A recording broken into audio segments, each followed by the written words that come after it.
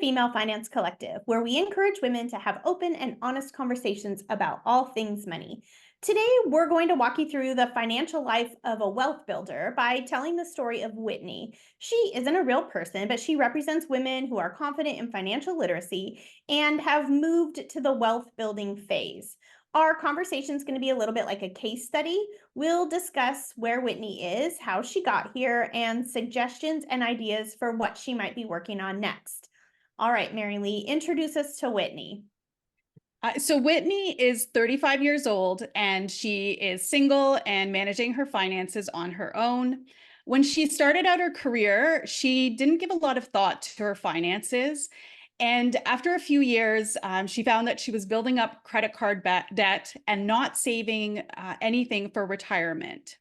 She happened to find an article about investing and building wealth and decided it was time to pay a little more attention to her money. She started by figuring out her debts and creating a plan to pay them off. She also set up an emergency fund that she contributed to on a monthly basis, and that was slowly building up over time. And once she hit that milestone of having her credit card's debt paid off and a few months of her expenses saved up in a high interest savings account, she met with a friend who is a financial planner. And she asked her friend for some advice on the best ways to save for her future and perhaps to purchase a home and also plan for retirement. What she started to do next was investing in some long-term savings, putting money into an investment account, in retirement accounts, and continue to add to her high interest savings account for things like vacation and a down payment savings to purchase a home. She has definitely made the leap from plan builder to wealth builder, as now she owns a duplex. She lives in one side of the duplex and rents out the other side, and is receiving rental income from that investment. So what do you guys think about Whitney's current wealth building stage and how she's navigating her finances now? I would start by just saying, congratulations, Whitney. Like, that's amazing to see how she's moved through from the foundational builder to the planner to the wealth building stages. That's like huge. That's something to really celebrate and really exciting for her. I totally connect with the the house hacking of owning a duplex, living in one side and renting out the other. I'm closing on a house today. I'm so excited to do the exact same thing. Mine's not a duplex next to each other. Instead, we'll be living on the top floor and have renters on the bottom floor. And I think that's a really good way to accelerate wealth, because housing is so expensive, right? We spend so much on our housing every single month. And so when you get to the wealth builder stage, you want to think about ways that you can accelerate and get your money more working for itself. And if you can, I understand a lot of people can't do anything about their housing, but if you can do something about your housing and create an opportunity where you can live cheaper by bringing in a renter next to you or something, as Whitney is doing, it is a really good way to kind of accelerate that process. So that's really amazing that she's at this stage and she's able to do that now. Other ways to kind of use your housing is if you ever get the opportunity to work for a company that includes housing, even if it's temporary. There's like traveling nurses, right? There's living overseas like I did, where my companies that I worked for, the schools I worked for, included housing in our benefit package. I know I follow Our Rich Journey on YouTube. I love them. They live in Portugal now and have retired early. And they did that too. They found jobs that included housing.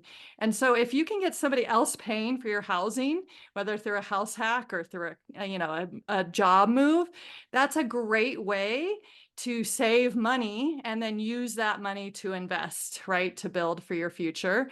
So it's kind of was eye-opening to me when I got that first job that included housing. I didn't realize how much money I would save, but that going through that experience and realizing how much housing costs us every single month, I think opened my eyes to this possibility of doing house hacking, right? And so there's probably other solutions out there as well, but she's really smart to be thinking in this way as a wealth builder of like, how can I reduce my housing costs? Because housing costs are so much of our monthly, cash flow goes into where we live, our mortgage or our rent every single month.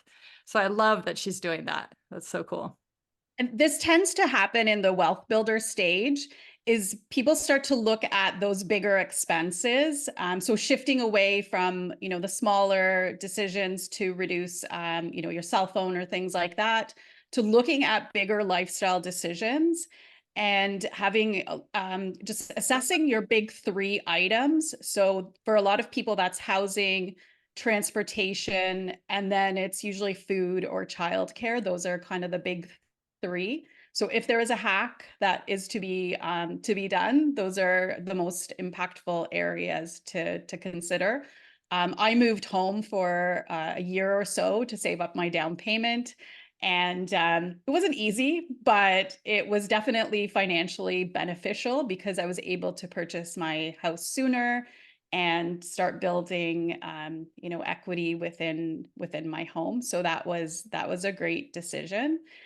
So really wealth building it's a mix of the small decisions and managing your money on a regular basis, but also assessing the big decisions that you're making. I think that I love how you guys are sharing, excuse me, sharing different ways to think about your housing and like, almost I'm gonna use the word sacrifices, like living at home for a year or getting a roommate for a little while, like things that you can do that maybe aren't your first choice, but are really intelligent decisions moving forward. And I think that we all sometimes we talk about getting more money coming in, but there are ways that we can cut back on the expenses if our income stays the same to kind of make up the difference in that way, right? One of the things that really stood out to me was she did not do anything like crazy or she didn't make some huge moves. She went very slowly and very methodically. She just was like, okay, first I'm going to pay off my debt. Then I'm going to start putting away emergency savings. Okay, now I'm going to add somebody about how do I save for my future. To become a wealth builder, I think some of us get really hung up on that word wealth because that term has been used negatively, I think, by some people. And I have a story that maybe sometime I'll share of this guy who was super condescending to my husband and I about wealthiness. And it just made us feel so icky about that word. And my assumption is other people have had that experience or heard people talk about it in a way that feels bad. But wealth isn't a bad thing, right? Wealth is security and safety and like a comfort in knowing like things are going to be okay if something comes up. Like there's a lot of good things about the word wealth. And to get there, you don't have to be making these crazy moves. You don't have to like own a private jet. You don't have to be like owning 9 businesses. Like, we hear those people are kind of in our face a little bit, and that is not the majority of the world, right? So taking these small, simple steps that are very manageable, that are very doable for anyone who's listening right now, any one of you can do these very basic, manageable steps and get yourself to this stage that she's at now. And so I don't want people to be afraid of the term wealth and wealth builder because anyone can do it, especially if you're just really have a plan, like step by step by step. I Yeah. love how you describe the wealth building, and I wanted to add another perspective to it. The way that I see it is it's flexibility and it's building freedom.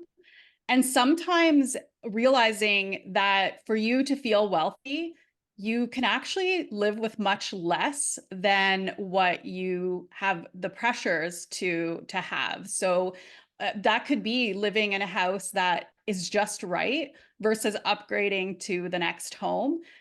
Because the more complexity you have in your life, the more stressful it feels. And that, well, to me, wealth is freedom and knowing I can cover my expenses. I'm building my retirement, like doing all of the actions that take care of me now, but also set future me up for success in retirement and whatever choices I, make over the next 10, 20, and 30 years. And that's really what happens in the wealth building phase is we're just continuing to shift from the short-term day-to-day decisions to longer-term decisions. So just thinking of, what comes up in the next 10 years, in the next 20 years. And one exercise that I find helpful is when you're planning is to look at what age you will be then. So, in 10 years, how old will you be? How old are your kids? And think about decisions that could come up that have a financial impact. It's really fun, and it gets you in the right mindset to think about planning for the future. Yeah, for sure. That's so helpful when thinking about, I just looked up a statistic because I was like, I gotta find this statistic about wealthy, and I'm putting up quotes if you're listening, people and what kind of cars they drive. It says that 61% of people who earn more than 250,000 a year are more likely to drive Hondas, Fords, and Toyotas than what we think of the ultra rich driving the luxury brand cars. And this is from the Financial Times. And it's things like that, Marilee, where if I'm thinking about where I want to be in 10 years, that helps me buy that Honda or that Ford or, 5-year used car versus the brand new luxury brand, right? And we have this picture to think about what you're saying about wealth, Jen. Like, I totally agree. We're trying to like take back that word now, aren't we? This podcast is all about the taboo of just even money, let alone wealth, right? Of like being like, we all need money. We all deserve wealth. We all deserve freedom, like you're talking about, Marilee, of like not having the stress of money on our shoulders all the time. Because if you have that, it is so hard to get out of that and to move yourself forward. And we all have it at different times in our lives, and money matters, right? So it's like, how do we feel good about building wealth? How do we get rid of those ideas of wealthy people drive, luxury cars and go on these nice vacations? And really what this stat tells us is that most people that 250,000 a year, we would consider that considerable salary and wealthy, like they're driving the Hondas. We just don't know what they're doing on the back end with their investments and what they're spending on and all of those kinds of things, right? Because we just don't talk about it in society. It's kind of taboo to talk about how much you make. Like, we don't know how much the person, in the office cubicle or the classroom next to us is making, right? Like, it's not been cool to talk about that stuff, about how people are building wealth. And we here at the Female Finance Collective want to change that because it matters, and we can get that freedom from that money stress. And I'm not saying it goes away. Like, I've had the last 24 hours, I've had a lot of anxiety about this closing, right? Like, it's stressful. And I keep telling myself, you've built up a safety plan. We have a big enough emergency savings. If, something goes wrong and we need to, pay our rent, we can't get renters, for example. That's one of the risks we're taking on in house hacking, is that we're going to be dependent on renters, right? What if it sits empty for a few months? I know I can tell myself, even though I'm worried a little bit and stressful, I can tell myself we have the emergency savings built up because we have moved through those stages, and we continue to go back to some of those foundational pieces and make sure that we have them in place. And so I love that we're talking about this today and helping Whitney, using Whitney as our case study about it. So Whitney now has the benefit of some extra cash flow that she's bringing in every month. And so she's making the decisions on how to allocate that cash flow.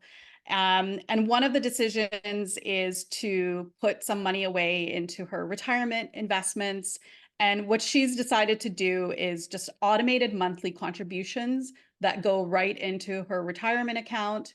It's on autopilot, and there's no decisions that she needs to make from a month to month basis. So it's just all getting done for her.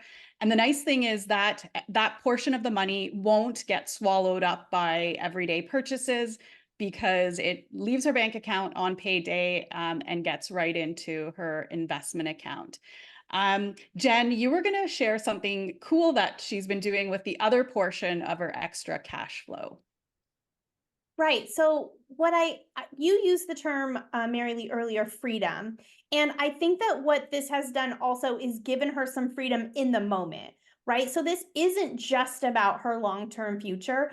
I don't ever want any of us to give the anyone to get the impression from us that we're like only save, never spend, never do anything, because that's not what we're all doing behind the scenes over here. So I love that she is using this kind of renter income to also free up some money every month. So she has money to travel. She has money to spend on the things that she enjoys doing. If she loves like meeting her friends on the weekends to go out, she has some money available for that.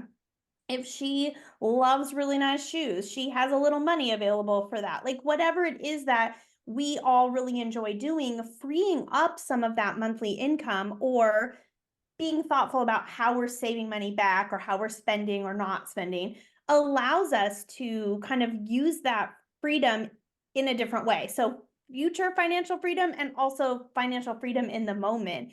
And I think that it's really important that she's also thinking about that, because life is also about the moment, right? Like, not to get too philosophical, but like none of us knows how much time we have. So I don't think any of us advocates for living in misery now with, the tiniest amount of money humanly possible for the future. Like, we have to find that. Feel like I've talked about this before, like my husband and I trying to find the balance between enjoying what we're doing now and enjoying our life now, but also saving for the future us as well. So I love that she's thinking about that, and it's not solely about how much money can I put away for the future. It's like, how do I do that and also enjoy my time now? Well, and I feel like the biggest change that she has made is a shift in how she relates to money. So when she started, her career, she was avoiding her finances. She was spending more than she was making.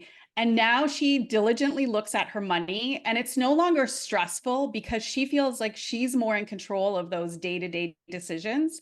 And she has a clear plan on what to do. And that's been the biggest shift, is rarely looking at finances to having a regular routine and a system for managing her money. So she feels good. She feels like she is actually great with money. And that's a big transformation. Yeah, that confidence is so, so important, right? To keep going. And she's proven it to herself. I can do it. I did this step and then I did this step and now I'm at this step, right? That plan in action and then moving forward is huge. So that extra cash flow that's going into her investments, automatically she's paying herself first. So if you're not familiar with the term paying yourself first, oftentimes people do it in this way. So if, let's say, the paycheck comes in on the first of the month, automatically on the second of the month, she would invest X amount of money into her investments. And what she might be doing is putting this extra money each month into an ETF or into an index fund. So an ETF and an index fund are groups of stocks that follow an index like the S&P 500, for example. And so it's a diversified, pretty safe way to invest her money. And so by paying herself first, by taking out that money the day after she gets paid and putting it into that ETF, then she leaves what she's going to spend for the rest of the month for her, right? And like you said, Jen, like she's built in those vacations or the quality of life she wants for the now, as well as by paying herself first, she's got that future investment happening, right? And so that takes intentional planning, and that takes going through the steps. And so it's really cool to like see her story and use her as a case study to see her go through those steps. and being able to pay herself first, right? Going from a place of debt to play a place of paying herself first. And that money routine that you were talking about, Marilee, of just her mindset has shifted. She's continually thinking positively about money and working on her money. We at the Female Finance Collective like to say, like, give 60 minutes a week, give 1 hour a week to your money, right? Like, start trying to get that. And we all know it's so hard. We were just talking about it before this episode too. Like, we're talking about money all the time on this podcast, but making sure that you allot yourself that time to make sure that you've got your investments straight, or that you've got your budget, right? If we named out all the things she'd have to do before getting to this stage, she's definitely budgeting. She's definitely tracking her expenses, right? She's definitely built up her emergency fund, and she had to figure out how much she can invest and pay herself first each month to continue the lifestyle that she wants. So those stages of planning are really paying off for her at this stage. The stage is like a really exciting place because you kind of see your hard work paying off, don't you? Yes, the hard work paying off part is exactly it. So if you're listening to this episode and you're in the foundation builder stage and you're just getting started and you've just started paying attention to your money and you haven't even started tracking or creating a budget or anything yet, those are the steps that get you here. Those are the steps that get you to where Whitney is. They help you see where you are, they help you create a plan, and then come up with where your values are, what's really important to you, and where you want to direct your money. Just because we have a plan that we suggest people follow, and like a method and a process to managing your personal finances, doesn't mean that we are all directing our money in the same way. So all of us track our spending, all of us have a budget, all of us are investing in our future, but we might be doing that in a different way. I might be prioritizing like vacations because that's just super important to me.